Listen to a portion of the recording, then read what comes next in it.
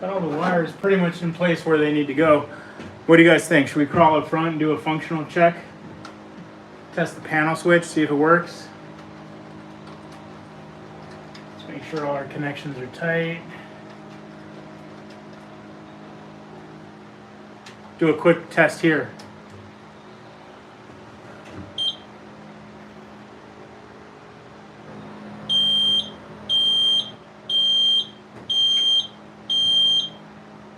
Cool. 5 beeps. That means everything's working, with one exception.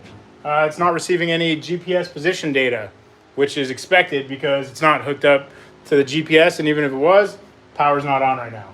So that means everything internally is working in the system. Let's go crawl through the airplane. Give you guys a tour.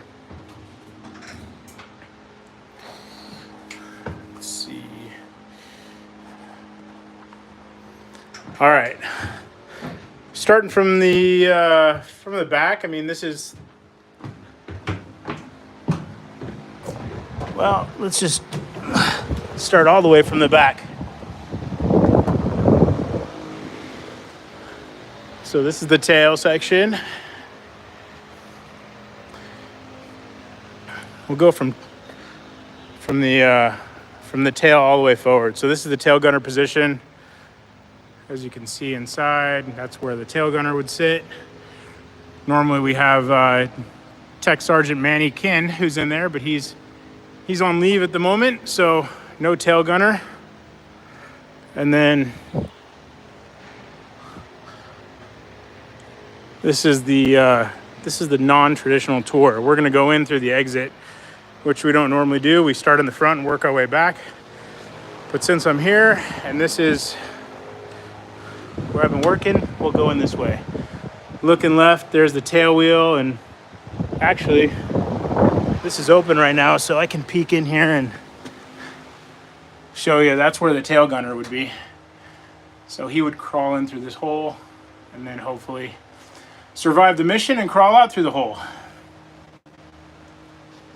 Let me see if, oh, got a little light too, cool. So yeah, that's the tail gunner's position. You can see all the rigging for the flight controls, and that's the bell crank for the elevator, and all the cables. There's no push rods, it's all cables, this whole airplane, cable airplane. And then that's the wheel well for the tail wheel housing, wheel well. Okay, coming out of there, we're gonna go into the exit. Again, looking back, that's where that tail wheel is. This is transport seating. So when you're in flight, oh, that's not hooked up, but anyways. Waist gunner, 50 caliber machine gun, ×2. Again, or more like tat tat tat tat tat tat, or I don't know, whatever noise you want to make. Anyways, 50 caliber machine guns. Ball turret, also 50 caliber machine gun in there. So there's a hatch, and little guy would crawl in through there, and that's all you would see of him for the mission. And again, hopefully he would crawl out. Going forward, radio operator's room. It's got currently 3 seats in here. So whoever's manning the navigation radios, they would be in here, and I don't know what other duties they fulfill, but this is it. It's kind of cool. Check this switch out. It's like an old Frankenstein switch. You probably don't see a lot of those in airplanes anymore. And big old radio equipment like this is not in use, but that's a transmitter, tuning unit. And then we've got an escape hatch. And there's another gun here. I forgot the story on that, but it's 50 caliber. So moving forward into the bomb bay room, or the bomb bay, you have a bunch of 500-pound bombs here, and this is the business section of the airplane. So That's what it was built for. This is what it was designed to do, was drop these things and hopefully make it home. Obviously, the plank or the walkway is pretty narrow to get through here. So I'm not the smallest guy, but I can fit, but it's a squeeze.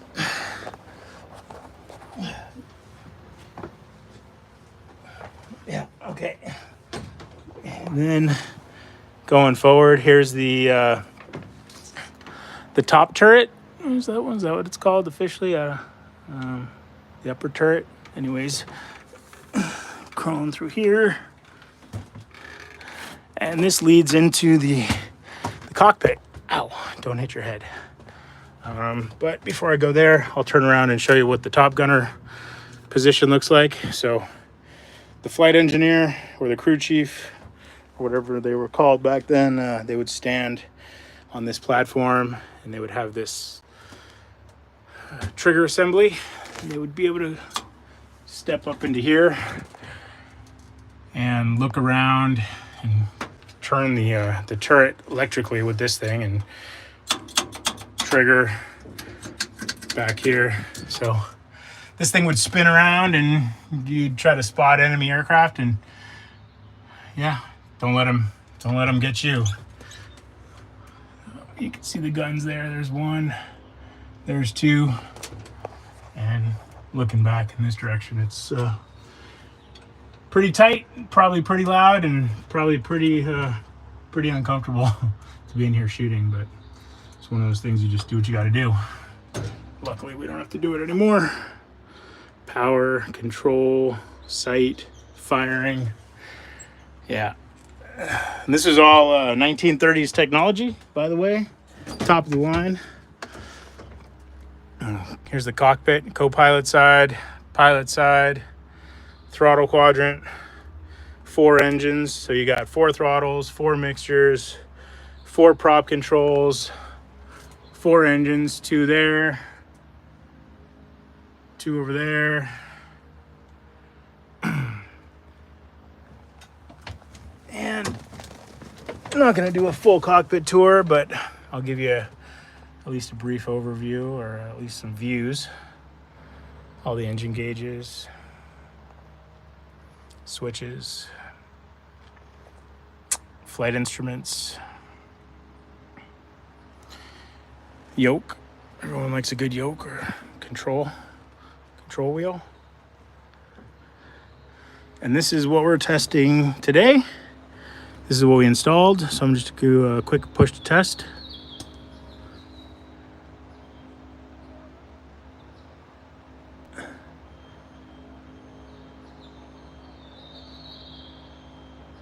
So we got 5 blinks and 5 beeps. I don't know if you heard that, but that means everything checks out. So the installation was a success. All I need to do now is clean up some of the wiring and all the panels that were taken off or removed or opened up, and put this thing back together. But before I go, coming on down underneath the cockpit. So here's the again, the pilot seat, co-pilot seat. Here's the cockpit floor. There's a little ladder that goes down underneath, and then you can go forward into the nose of the airplane. And this is where the navigator and bombardier would sit. And normally there'd be a couple more 50 caliber machine guns right here and right here. And you could see the ammo belts for those, but they're out being restored at the moment. So one guy would sit up here, and there'd be a bomb sight there, which is out being restored as well, a Dorden bomb sight. And that thing, he would look down and calculate his drop, and he would have a control panel here, which is like, you know, part bomb drop and then part autopilot. So he'd have somewhat control of the airplane in terms of maybe speed and altitude, and then bomb release. And there's the actual bomb release switch. So that's it right there. The navigator would sit here, and it's got his oxygen connections, some radios, some reminders of home, some other pictures we've accumulated over the years. This is the back of the instrument panel. This is where I was working. This is the switch wire that I installed. I have to clean all that up. And you can see the connection I made right there. Where is it? Oh, hold on, quit pushing buttons. Hard to see, but yeah, that's what I installed right there. That's what we just tested. Yeah, so going back now. So this is the way we came in. When you get in the airplane, you come up through the nose here, and then you crawl up these stairs, and you would go into the cockpit or move aft through the airplane that way. But this is the front entrance exit for the forward air crew. And then just kind of looking around again, there's tons of workings, all the cables and pulleys and all the things that make everything work. So pretty cool.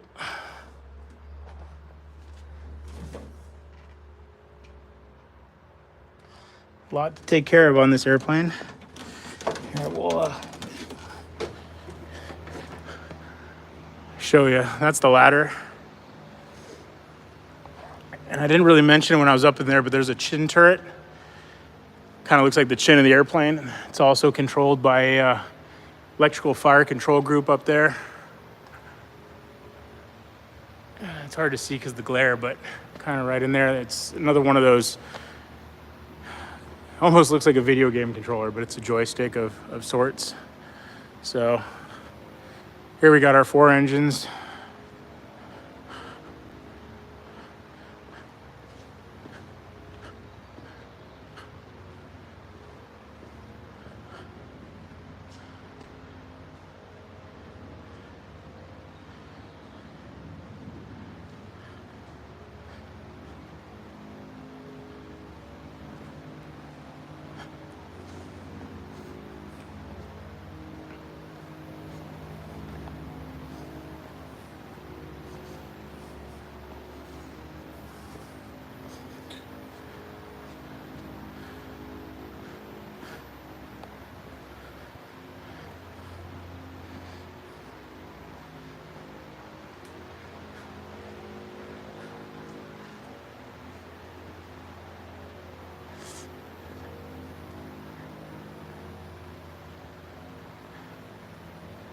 Big old Pratt & Whitney 9-cylinder radials. Turbo, supercharged.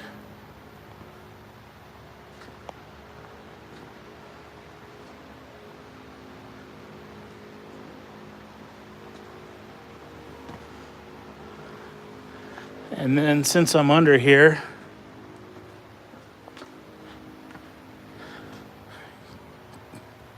just a quick look at the bomb bay compartment.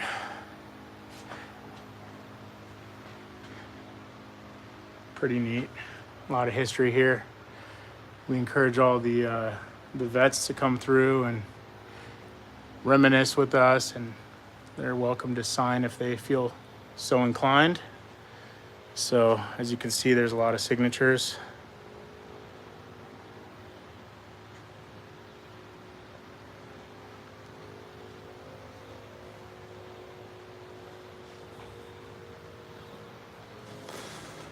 Here's one. Ralph Hammerstrom, B-17 company pilot. 13 missions, shot down April 9th, 1944, on the way to bomb a ball bearing factory over Ossiken, Germany. 13-month POW, that's prisoner of war, in Barth, B-17 chicken ship. Wow. Wow, wow, wow. Yeah, I don't even know.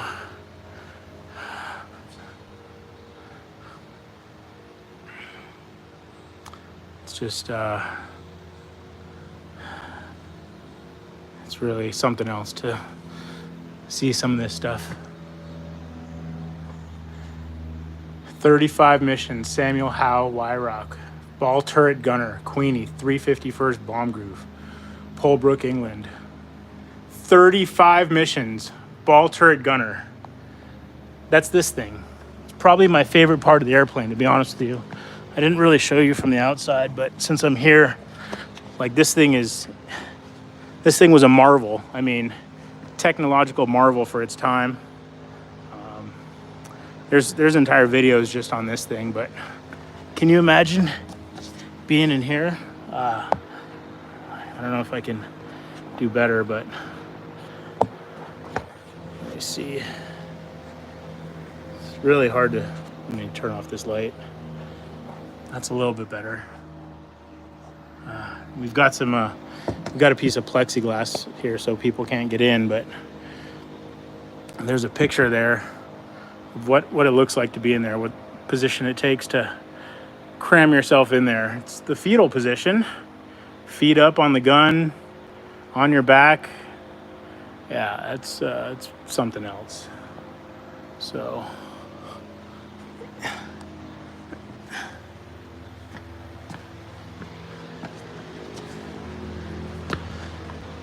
and here's that waist gunner position from the outside. There's the top turret from the outside.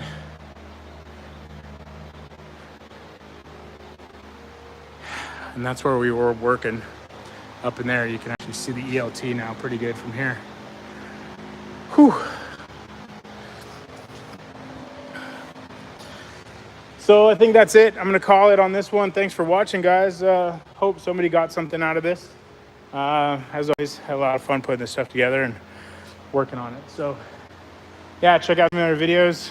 Always feel free to ask questions, and hopefully I'll see you guys out there. All right.